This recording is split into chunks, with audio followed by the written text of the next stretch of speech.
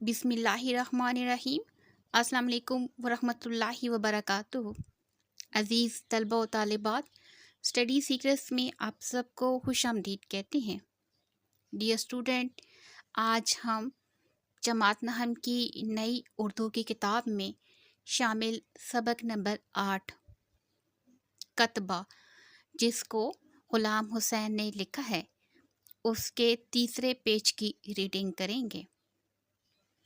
ये सबक शरीफ हुसैन की ज़िंदगी पर मुश्तमिल है, जो कि एक मामूली दर्जा दोम का क्लर्क है। ज़िंदगी के उतार चढ़ाव में वो किस तरीके से गुज़र बसर कर रहा है, उसके बारे में बताया गया है। शरीफ हुसैन लेक्चर बाज हकीमों। लेक्चर बाज हकीम वो हकीम होते हैं जो लेक्चर देकर अपनी चीज़ों के, अपनी दवाइयों के फ़वाइद बताकर चीज़ें बेच रहे होते हैं, दवाइयाँ बेच रहे होते हैं। सन्यासियों, सन्यासी कहते हैं जंगली जड़ी बूटियों को जानने वाले और जंगली जड़ी बूटियों के ज़रिए से इलाज करने वाले।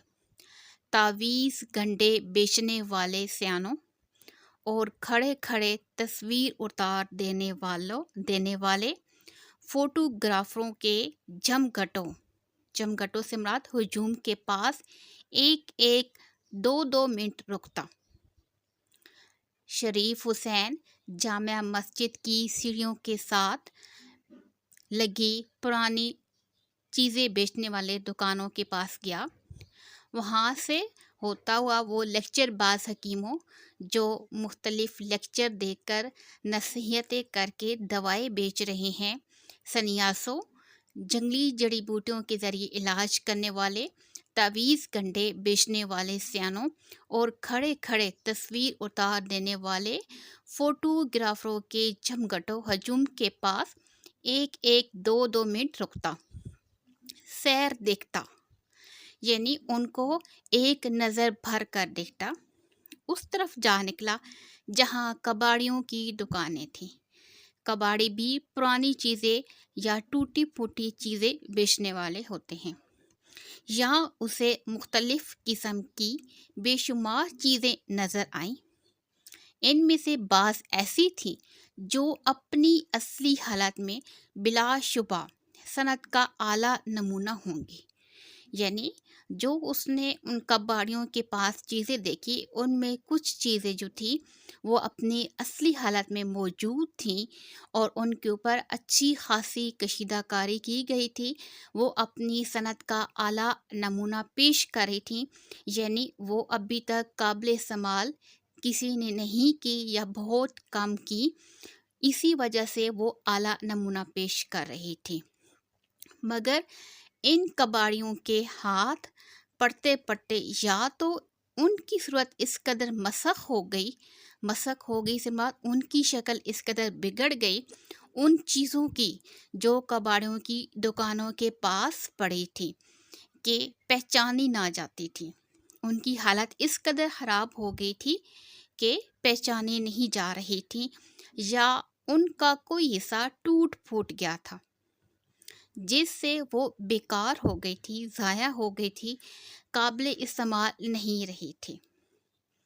चीनी के ज़रूफ, चीनी के बर्तन और गुलदान, टेबल लैंप, घड़ियाँ, जली हुई बैटरियाँ, चौखटे कहते हैं वो फ्रेम जिनके चारों तरफ लकड़ी या स्टील लगी होती है, उसे चौखटे कहते हैं।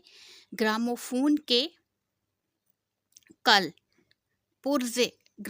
के कुल पुर्जे, जराही के आलात, जराही कहते हैं ऑपरेशन के आलात, सितार, मौसीकी के आलात, भूस भरा हरन जिसके अंदर भूस भरा घास फूस भरी जाती है, पीतल के लमढींग कहते हैं बड़े कद वाले परिंदे को, बुद्ध का नीम कद मुजस्मा, ये पुराने इस ज़माने के बुतों के मुजस्मे हैं।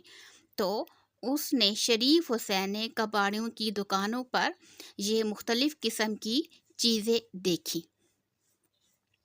ایک دکان پر اس کی نظر سنگ مرمر کے ایک ٹکڑے پر پڑی جو معلوم ہوتا تھا کہ مغل بادشاہوں کے کسی مقبرے یا بارادری سے اکھاڑا گیا ہے۔ کباڑیوں کی دکان میں سے ایک دکان پر اس کی نظر سنگ مرمر کے ایک ٹکڑے پر پڑی جو کہ نظر آ رہا تھا کہ یہ مغل بادشاہوں کے کسی مقبرے یا بارادری کہتے ہیں 12 دروازوں والا مکان سے اکھاڑا گیا ہے، کہ وہ سنگ مرمر کا ٹکڑا کسی مغل بادشاہ کے صدر دروازے سے یا مین دروازے سے اتارا گیا ہے۔ اس کا طول کوئی 1.25 فٹ تھا، طول کہتے ہیں لمبائی کو، اور عرض 1 فٹ، اور اس کی چوڑائی جو تھی وہ 1 فٹ تھی۔ شریف حسین نے اس ٹکڑے کو اٹھا کر دیکھا۔ یہ ٹکڑا ایسی نفاست سے تراشا گیا تھا، ایسی نفاست سے، ایسی صفائی سے، باریک بینی سے تراشا گیا تھا، بنایا گیا تھا کہ اس نے محض یہ دیکھنے کے لیے بھلا کباڑی اس کے کیا دام بتائے گا، قیمت دریافت کی، کیا دام بتائے گا، کیا قیمت بتائے گا، یعنی وہ ٹکڑا اتنا خوبصورت تھا، ایسے معلوم ہوتا تھا کہ وہ کسی مغل بادشاہ کے دروازے سے اتارا گیا ہو۔ اس کی لمبائی 1.25 فٹ تھی اور اس کی چوڑائی 1 فٹ تھی۔ شریف حسین نے اس ٹکڑے کو دیکھا، اس ٹکڑے کی نفاست اور صفائی کو جس انداز میں بنایا گیا تھا، اس نے محض قیمت جاننے کے لیے کباڑی سے اس کی قیمت پوچھی۔ 3 روپے۔ کباڑی نے اس کے دام کچھ زیادہ نہیں بتائے تھے۔ کباڑی پرانی اور ٹوٹی پھوٹی چیزیں بیچنے والے کو کہتے ہیں، اس نے اس کی قیمت زیادہ نہیں بتائی تھی، یعنی 3 روپے اس سنگ مرمر کے ٹکڑے کے۔ مگر آخر اسے اس کی ضرورت ہی کیا تھی؟ اس نے قیمت تو پوچھ لی، لیکن اسے اس کی کیا ضرورت تھی؟ اس نے کیوں پوچھا؟ اس نے ٹکڑا رکھ دیا اور چلنے لگا۔ کیوں حضرت چل دیے؟ آپ بتائیے کیا دیجیے گا؟ وہ رک گیا۔ اسے یہ ظاہر کرتے ہوئے شرم سی آئی کہ اسے اس چیز کی ضرورت نہ تھی، اور اس نے محض اپنے شوق تحقیق کو پورا کرنے کے لیے قیمت پوچھی تھی۔ وہ رک گیا۔ اسے یہ ظاہر کرتے ہوئے شرم آ رہی تھی کہ اسے اس چیز کی ضرورت نہیں تھی، پھر محض اس نے اپنا شوق پورا کرنے کے لیے، جاننے کے لیے کہ یہ اتنا خوبصورت سنگ مرمر کا ٹکڑا ہے جو کسی مغل بادشاہ کے مقبرے یا دروازے سے اکھاڑا گیا ہے، تو اس کی قیمت بھی اتنی زیادہ ہوگی۔ اس نے محض تجسس کے لیے قیمت پوچھی تھی۔ اس نے سوچا دام اس قدر کم بتاؤں کہ جو کباڑی کو منظور نہ ہو، یعنی دام قیمت۔ کباڑی نے 3 روپے بتائے تھے۔ اب وہ چل پڑا تھا تو کباڑی دوبارہ پوچھ رہا ہے کہ آپ نے کتنے روپے دینے ہیں۔ اس نے سوچا دام اس قدر کم بتاؤں کہ قیمت میں اتنی کم بتاؤں جو کباڑی کو منظور نہ ہو۔ کم از کم وہ اپنے دل میں یہ تو نہ کہے کہ یہ کوئی کنگلا ہے، یعنی خالی ہاتھ ہے، جو دکانداروں کا وقت ضائع اور اپنی ہرس پوری کرنے آیا ہے۔ ہرس سے مراد لالچ، یعنی کباڑی نے جب اس سے پوچھا کہ آپ کتنے روپے دینا چاہتے ہیں تو وہ کچھ سوچ میں پڑ گیا کہ میں اتنے کم بتاؤں کہ مجھے وہ خریدنا نہ پڑے یا ہمارا سودا نہ بنے، کہ یہ کوئی کنگلا ہے جو دکانداروں کا وقت ضائع اور اپنی حرص پوری کرنے آیا ہے۔ ہم تو 1 روپیہ دیں گے۔ یہ کہہ کر شریف حسین نے چاہا کہ جل قدم اٹھاتا ہوا کباڑی کی نظروں سے اوجھل ہو جائے، غائب ہو جائے۔ شریف حسین نے اس کا 1 روپیہ بتایا، اور 1 روپیہ بتانے کے بعد وہ جلدی قدم اٹھاتا ہوا کباڑی کی نظروں سے اوجھل ہونے لگا، مگر اس نے اس کی مہلت ہی نہ دی۔ مولا سے مراد اس کو وقفہ ہی نہیں دیا۔ اجی سنیے تو کچھ زیادہ نہیں دیں گے، 1.25 روپیہ بھی نہیں؟ اچھا لے جائیے، یعنی آپ کچھ زیادہ نہیں دیں گے، 1.25 روپیہ بھی نہیں؟ کیونکہ شریف حسین نے بتایا تھا ہم تو 1 روپیہ دیں گے، تو آخر میں کہتے ہیں اچھا لے جائیے، یعنی 1 روپیہ ہی میں لے جائیے۔ شریف حسین کو اپنے آپ پر غصہ آیا کہ میں نے 12 آنے کیوں نہ کہے، 12 آنے 1 روپیہ سے بھی کم ہوتے ہیں۔ اب لوٹنے کے سوا کوئی چارہ ہی کیا تھا، یعنی اب اس کو خریدنے کے علاوہ اس کے پاس کوئی دوسرا راستہ نہیں تھا۔ قیمت ادا کرنے سے پہلے اس نے مرمری ٹکڑے کو اٹھا کر دوبارہ دیکھا بھالا۔ قیمت ادا کرنے سے پہلے اس نے مرمری یعنی اسی سنگ مرمر کے ٹکڑے کو دوبارہ اٹھا کر ٹٹولا، اچھی طریقے سے ہر سائڈ سے دیکھا کہ ذرا سا بھی نقص نظر آئے، کہ ذرا سی بھی خرابی یا کمی نظر آئے تو اس سودے کو منسوخ کر دے، اس سودے کو ختم کر دے۔ مگر وہ ٹکڑا بے عیب تھا، اس میں کوئی نقص نہیں تھا، کسی جگہ سے اس میں کوئی دھڑاڑ نہیں تھی، کہیں سے ٹوٹا ہوا نہیں تھا۔ نہ جانے کباڑی نے اسے اس قدر سستا کیوں بیچنا قبول کیا تھا۔ یعنی وہ سنگ مرمر کا ٹکڑا اتنا خوبصورت تھا، دیکھنے سے ایسے معلوم ہوتا تھا کہ وہ کسی مغل بادشاہ کے مقبرے یا دروازے سے اتارا گیا ہے، اور اس کی قیمت جو ہے وہ 1 روپیہ ہے، تو کباڑی اسے اس قدر سستا کیوں بیچنا قبول کیا تھا۔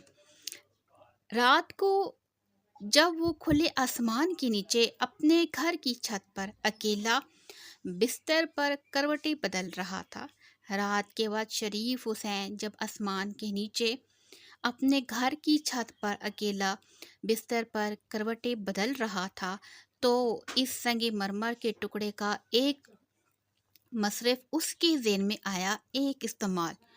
خدا کے کارخانے عجیب ہیں، وہ بڑا غفور و رحیم ہے، بخشنے والا، رحم فرمانے والا ہے۔